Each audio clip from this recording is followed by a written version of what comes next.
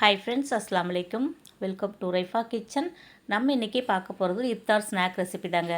எண்ணெய் குடிக்காத மொறுமொறுன்னு samosa sheet, spring roll sheet இதெல்லாம் வீட்டிலையே தயார் பண்ணி வீட்டிலேயே நம்ம சிக்கன் சமோசா எப்படி செய்கிறதாங்க பார்க்க போகிறோம். வீடியோவை ஸ்கிப் பண்ணாமல் பாருங்கள். அப்படியே நம்ம சேனலுக்கு இப்போ தான் ஃபஸ்ட் டைமாக வந்திருக்குறீங்கன்னா நம்ம சேனலையும் சப்ஸ்கிரைப் பண்ணிவிட்டு வந்துடுங்க. வாங்க போய் வீடியோக்குள்ளே போகலாம். இப்போது இதுக்கு தேவையான மாவு முதல் நம்ம ரெடி பண்ணிடலாம். நான் மைதா மாவு தான் எடுத்துருக்கிறேன். 400 கிராம் அளவுக்கு எடுத்திருக்கேன். நீங்கள் உங்கள் வீட்டுக்கு தேவையான அளவுக்கு எடுத்துக்கோங்க. இப்போ மாவுக்கு தேவையான உப்பு சேர்த்துடலாம். கொஞ்சமாக 2 ஸ்பூன் அளவுக்கு எண்ணெய் சேர்த்துக்கோங்க. சேர்த்துட்டு நல்லா அந்த உப்பு எண்ணெய் எல்லா பக்கம் வர மாதிரி நல்லா பெசரி விட்டுக்கோங்க. நல்லா பிசைஞ்சதுக்கப்புறம் கொஞ்சம் கொஞ்சமாக தண்ணி சேர்த்து சப்பாத்தி மாவை விட கொஞ்சம் சாஃப்டாக நல்லா இலக்கமாக அடித்து பிணைஞ்சி வச்சுக்கோங்க. இப்போ பாருங்கள், மாவு நல்லா நம்ம பிசைஞ்சிட்டோம். இதை நல்லா மறுபடியும் அழுத்தம் கொடுத்து பிசைஞ்சிட்டு ஒரு அரை மணி நேரத்துக்கு இது நம்ம ஊற வச்சிடலாம். ஊறினதுக்கப்புறம் நம்ம எடுத்து பார்க்கலாம்.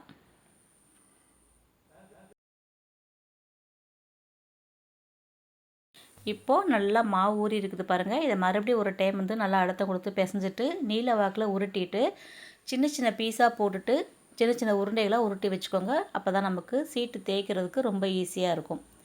இப்போ இது எல்லாத்தையும் நம்ம உருட்டிட்டு பார்க்கலாம். இப்போது மாவு நல்லா உருட்டி எடுத்தாச்சு. நம்ம சீட் செய்ய ஆரம்பிச்சிடலாம். இப்போ கொஞ்சமாக மாவு தொட்டுக்கோங்க. தொட்டுட்டு இந்த உருண்டைகளை வச்சுட்டு நல்லா தேய்ச்சி எடுத்துக்கோங்க. ரொம்ப பெருசாக பரத்த தேவையில்லை. ஒரு மீடியம் சைஸ் அளவுக்கு இது போல் பரத்தி எடுத்துக்கோங்க. இதை பரத்திட்டு இதே மாதிரி ஒரு 3 சீட் அளவுக்கு நம்ம பரத்தி எடுத்துக்கலாம். ஏன்னா நம்ம சமோசா சீட்டு ஒன்று ஒன்றா போட்டு சுடுறதை விட 2 3 போட்டோம்னா டப்பு டப்பு நமக்கு பிரிஞ்சு வரும். இப்போ பாருங்கள், இப்போ 3 சீட்டு எடுத்துட்டேன். இப்போ முதல்ல இருக்கிற சீட்டில் கொஞ்சமாக எண்ணெய் தேய்ச்சிக்கோங்க. அதுக்கு மேலே கொஞ்சம் மாவு டஸ்டிங் பண்ணிக்கோங்க. மறுபடியும் இது மேலே ஒரு சீட்டு வச்சுட்டு இது மேலே மறுபடியும் நம்ம எண்ணெய் தேய்ச்சிக்கிறலாம். மேலே மறுபடியும் கொஞ்சம் மாவு தேய்ச்சிட்டு நம்ம எடுத்து வச்சுருக்க இன்னொரு சீட்டையும் வச்சுக்கலாம். இதே மாதிரி 2 சீட்டு 3 சீட்டு அளவுக்கு வச்சுக்கோங்க. நமக்கு பிரித்து எடுக்கிறதுக்கு கரெக்டாக இருக்கும். 2 3 வச்சுக்கலாம். இது போல் அழுத்தம் கொடுத்து நல்லா தேய்ச்சிக்கோங்க. திருப்பி திருப்பி போடணும்னு அவசியம் கிடையாது. நல்லா பரத்தி விட்டிங்கனாலே போதும். இப்போ தோசைக்கல் சூடானதும் இதை வச்சுருங்க. வச்சுட்டு ஒரு 2 செகண்ட் திருப்பி திருப்பி போட்டு எடுத்திங்கன்னா அதுவே உங்களுக்கு நல்லா பிரிஞ்சு வந்துடும். எண்ணெயெல்லாம் ஊற்ற தேவையில்லை. வெறும் கல்லுலே போட்டு எடுங்க. எண்ணெய் ஊற்றுனீங்கன்னா நம்ம சப்பாத்தி சுட்ட மாதிரிக்கு கலர் மாறிடும். நமக்கு கலர் மாறாமல் நம்ம அப்படியே எடுக்கணும். இப்போ பாருங்கள், இது போல் நம்ம உரித்து எடுத்தோன்னா ஈஸியாக உரிக்க வரும். அதுவே பாருங்கள், சூப்பராக நம்ம பிரித்து எடுத்துட்டோம். இப்போ இதே மாதிரியே 3 சீட்டாக நம்ம தேய்ச்சி வச்சுக்கலாம் ரெடியாக. வச்சுட்டு இதை பரத்திட்டு இதே மாதிரி தோசைக்கல்லில் போட்டு சுட்டு எடுத்துக்கோங்க. இந்த மாதிரி நல்லா ஒரே சேஃபாக வளர்த்துக்கோங்க. நல்லா பெரிய சப்பாத்தியாக நம்ம திரட்டிக்கணும். அப்போ தான் மாவு நல்லா லேஸாகும். நம்ம 2 3 சீட்டாக வைக்கும்போது நம்ம அழுத்தம் கொடுத்து நம்ம தேய்ச்சாலும் மாவு நமக்கு நல்லா லேஸாக கிடைக்கும் சீட்டு இப்போ பாருங்கள், மறுபடியும் இதை தோசைக்கல்லில் வச்சாச்சு. 2 பக்கமும் திருப்பி திருப்பி போட்டுக்கோங்க. நீங்கள் போடும்போதே பார்த்திங்கன்னா உங்களுக்கு லேயர் பிரிஞ்சு வந்துடும். பார்த்திங்களா, இது மாதிரி லேயர் பிரிஞ்சு வந்துடும். நம்ம பிரித்து எடுக்கிறதுக்கு ரொம்ப ஈஸியாக இருக்கும். இப்போ இதே மாதிரி நம்ம திரட்டி வச்சுருக்கிற எல்லா மாவுலையும் நம்ம சுட்டு எடுத்துக்கலாம். பாருங்கள், நமக்கு சமோசாவுக்கு ரோலுக்கெலாம் சீட்டு தயாராகிடுச்சு. அவ்வளோதான். ரொம்ப ஈஸியான முறையில் நம்ம சீட்டு ரெடி பண்ணிட்டோம். ரொம்ப வேகவும் கூடாது, ரொம்ப ஈரத்தன்மை இல்லாமல் இது போல் உணர விட்டு எடுத்துக்கோங்க. இப்போ எல்லா சீட்டும் ரெடியாக இருக்குது. நீங்கள் சமோசாவுக்கு தேவையான அளவுக்கு நீங்கள் கட் பண்ணி எடுத்துக்கலாம். ஸ்ப்ரிங் ரோலுக்கு நீங்கள் கட் பண்ணணும் கூட அவசியம் கிடையாது. அப்படியே ரவுண்டாக இருக்கிறது கூட மடிச்சுக்கலாம். இல்லைனா நீங்கள் ஸ்கொயராக கட் பண்ணி எடுத்துக்கலாம். சமோசா சீட்டுக்கு நீங்கள் சேஃபுக்கு தகுந்த மாதிரிக்கு நீங்கள் வெட்டி எடுத்துக்கோங்க. ஒரு 3 சீட்டு 4 சீட்டு ஒன்றா வச்சு கூட நீங்கள் சிசர் வச்சு நீங்கள் கட் பண்ணி எடுத்துக்கிறலாம். ஓரங்கள்லாம் நல்லா கட் பண்ணி எடுத்துக்கோங்க. கட் பண்ணி எடுத்துகிட்டு சிசர் வச்சு இந்த மாதிரி நீங்கள் கட் பண்ணிக்கோங்க. ஒரு 2 சீட்டு கட் பண்ணி பாருங்கள். உங்களுக்கு மடிக்கிறதுக்கு கரெக்டான சைஸாக இருந்துச்சுன்னா நீங்கள் அதே அளவுக்குள்ளேயே எல்லா சீட்டையும் மடிச்சுக்கலாம். சிசர் வச்சு கட் பண்ணும்போது நமக்கு ரொம்ப ஈஸியாக இருக்குங்க. கிழிஞ்சு போகாத அளவுக்கு நம்ம கட் பண்ணி எடுத்துக்கலாம். நான் அது போல் தான் கட் பண்ணி எடுத்திருக்கேன். இப்போ சீட்டெல்லாம் கட் பண்ணி வச்சு பாருங்கள். இது போல் மடித்து வச்சுக்கலாம். நான் அந்த சீட்டை மொதல் நாளே செஞ்சு வச்சுட்டேன். செஞ்சு ஒரு டப்பாவில் கவரில் போட்டு ஸ்டோர் பண்ணி ஃப்ரீசரில் வச்சுட்டு மறுநாள் தான் நான் சமோசாவுக்கு மடித்தேங்க. இப்போ பாருங்கள், இது போலவே நான் எல்லாத்தையும் எடுத்து மடித்து வச்சுட்டேன். மறுநாள் நம்ம சிக்கன் சமோசா எப்படி செய்கிறதுன்றதும் பார்த்துடலாம். பாருங்கள், ரொம்ப ஈஸியாக மடிச்சிடலாம். இப்போ எல்லா சீட்டும் நமக்கு ரெடி ஆகிடுச்சு. இப்போ சமோசாக்குள்ளே வைக்கிற ஸ்டஃபிங் எப்படி செய்கிறதுன்னு நம்ம பார்த்துடலாம். பாருங்க, அவ்வளோதான். சூப்பராக முக்கான ஷேப்பில் நமக்கு சமோசா சீட் ரெடி ஆயிடுச்சு. ரோலுமே பார்த்திங்கன்னா கட் பண்ண தேவையில்லை. அப்படியே இதுக்குள்ளே ஸ்டஃபிங் வச்சுட்டு இந்த மாதிரி ஓரங்களை மடித்து விட்டுக்கோங்க. அப்போ தான் அந்த மசாலா வந்து வெளியில் வராது. இப்படி இது போல் நம்ம மடித்து எடுத்துக்கிறலாம். இப்போ உள்ளே வைக்கிற சிக்கன் மசாலா எப்படி செய்கிறதுன்னு நம்ம பார்த்துடலாம். நான் வந்து எலும்பு இல்லாத சிக்கன் எடுத்திருக்கேன். அதை பொடிசாக கட் பண்ணி எடுத்திருக்கேன்.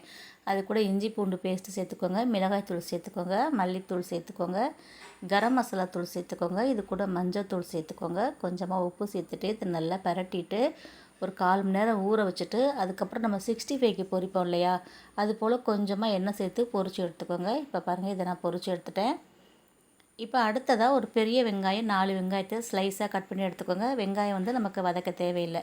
நல்லா இதில் பிரித்து விட்டுக்கோங்க. பிரித்து விட்டுட்டு வெங்காயத்துக்கு தேவையான உப்பு, கொஞ்சமாக வந்து மிளகாய் தூள் சேர்த்துக்கோங்க. இது கூட கரம் மசாலா தூள், மஞ்சள் தூள் சேர்த்துக்கோங்க. இதெல்லாம் சேர்த்துட்டு நல்லா கை போட்டு நல்லா பெசரிக்கோங்க. இது கூட வந்து கொத்தமல்லி புதினா சேர்த்துக்கலாம். டேஸ்ட் இன்னுமே சூப்பராக இருக்கும். இப்போ இது போல் நல்லா பிசைஞ்சு விட்டு எடுத்துக்கோங்க. இப்போ நம்ம பொரிச்சு வச்ச சிக்கனை வந்து நல்லா பொடிசாக உதுத்து விட்டுக்கோங்க. இல்லை நீங்கள் மிக்சியில் போட்டு கூட ஒரு துருவராக இருந்தால் துருவிக்கலாம். நான் வந்து கொஞ்சம் மசாலா வந்து சிக்கன் போடாமல் எடுத்து வச்சுக்க போகிறேன். மீதம் இருக்கிற வெங்காயத்து கூட நம்ம வந்து பொடிச்சு வச்சுருக்க சிக்கனை சேர்த்துட்டு நல்லா கலந்து விட்டுக்கலாம். அவ்வளோதான், நமக்கு ஸ்டஃபிங் ரெடி ஆகிடுச்சு. உப்பு காரம் டேஸ்ட்டுக்கு செக் பண்ணிக்கோங்க. இப்போ நம்ம சமோசா சீட்டை மடிச்சிடலாம். மடிச்சுட்டு இதுக்குள்ளே ஸ்டஃபிங் வச்சுக்கோங்க. ஃபஸ்ட்டு மடிக்கும்போது 2 சீட்டுக்கு வந்து கஷ்டமாக இருக்கும், புரியாது. ஒரு 2 சீட்டு மடிச்சிட்டிங்கன்னா அதுக்கப்புறம் உங்களுக்கு ரொம்ப ஈஸியாக இருக்கும். இப்போ இது போல் முக்கோண ஷேப்பில் மடிச்சுட்டு இது நிறையா வந்து மசாலா வச்சுக்கோங்க. அப்போ தான் நமக்கு டேஸ்ட்டாக இருக்கும். இதில் வந்து நீங்கள் சிக்கனும் ஸ்டஃபிங் வச்சுக்கலாம், கீமா, மட்டன் கீமா, பீஃப் கீமா கூட நீங்கள் வச்சு செய்யலாம், சூப்பராக இருக்கும். இப்போ பாருங்கள், மடித்தாச்சு. இப்போ ஓரங்களுக்கு வந்து மைதா மாவு கரைச்சி வச்சுருக்கிறேன். அதை வச்சு இது போல் ஒட்டி எடுத்துக்கோங்க. நல்லா முக்கோண ஷேப்பில் அழகாக வந்திருக்கு பார்த்தீங்களா. இதே மாதிரியே நம்ம எல்லா சமோசா செட்டையும் மடித்து எடுத்துடலாம். அடுத்ததாக உங்களுக்கு ரோல் எப்படி மடிக்கிறதுன்னு காமிக்கிறேன். ரோல் வந்து நான் கட் பண்ணவே இல்லை, அப்படியே இது போல் வச்சுட்டு இந்த மாதிரி ஓரங்களை மடித்து விட்டுக்கோங்க. அப்போ தான் நமக்கு மசாலா வந்து எண்ணெயில் போட்டாலும் வெளியில் வராது. இது போல் நல்லா டைட்டாக சுருட்டிக்கோங்க. சுருட்டிட்டு இந்த ஓரத்துலேயும் நம்ம மைதா மாவு பேஸ்ட் வச்சு அப்ளை பண்ணிவிட்டு அப்படியே நல்லா ஒட்டி வச்சுருங்க. பாருங்கள், இது போல் நல்லா மாவு தடவிக்கோங்க. தடவிட்டு நம்ம ஒட்டிடலாம். அவ்வளோதான். இப்போ இருக்கிற எல்லா சீட்டும் உங்களுக்கு எந்த அளவுக்கு தேவையோ எல்லா சமோசா சீட்டும் ரோலையும் மடித்து எடுத்துடலாம். இப்போ தயாராகிடுச்சு, பொரித்து எடுத்துருங்க. எண்ணெய் நல்லா சூடானதுக்கப்புறம் இதெல்லாம் போட்டு எடுத்துக்கோங்க. அப்போ தான் நமக்கு வந்து எண்ணெய் குடிக்காமல் நல்லா மொறு மொறுன்னு வரும். அதே மாதிரி இதை பொரிச்சிட்டு எடுக்கும்போது இது போல் இடுக்கி வச்சு இது போல் எண்ணெயை வடைச்சி விட்டுக்கோங்க. ஏன்னா நம்ம சுருளாக இருக்குது பார்த்தீங்களா, அந்த இடத்துலலாம் எண்ணெய் நிற்கிறதுக்கு வாய்ப்பு இருக்குது. அதனால் இது போல் நல்லா வடைச்சி விட்டு எடுத்துக்கலாம். இப்படி வடிக்கும்போது பட்டுன்னு உள்ளே விழுந்துச்சுன்னா மேலே வந்து எண்ணெய் தெரிச்சிடும். அதனால் கவனமாக செய்யுங்க. அதே மாதிரி சமோசாவும் போட்டுட்டு பார்த்திங்கன்னா எண்ணெயை நல்லா வடித்ததுக்கப்புறமே எடுங்க. நல்லா எண்ணெய் குடிக்காத மொறுமொறுன்னு சமோசா நம்ம சூப்பராக வீட்டிலே செஞ்சுட்டோம். நல்லா பொன்னிறமாக எப்படி ஷேப் சூப்பராக வந்திருக்கு பார்த்திங்களா. இது ரொம்ப சூப்பராக டேஸ்ட்டாக இருக்குங்க. இப்போ இதே மாதிரி நம்ம எல்லா சமோசாவையும் நம்ம பொரிச்சு எடுத்துகிட்டு பார்க்கலாம். ஸ்ப்ரிங் ரோல் உங்களுக்கு உடச்சி காமிக்கிறேன் பாருங்கள், சவுண்டு எப்படி இருக்குன்னு தெரியும்.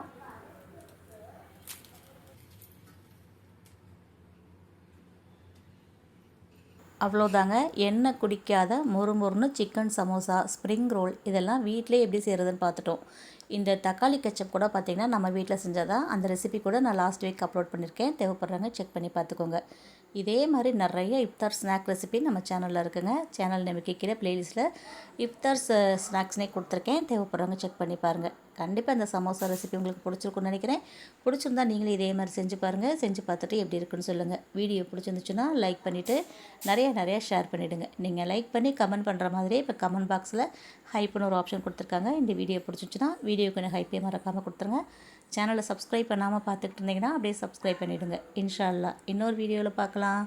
பாய் ஃப்ரெண்ட்ஸ், அஸ்ஸலாமு அலைக்கும்.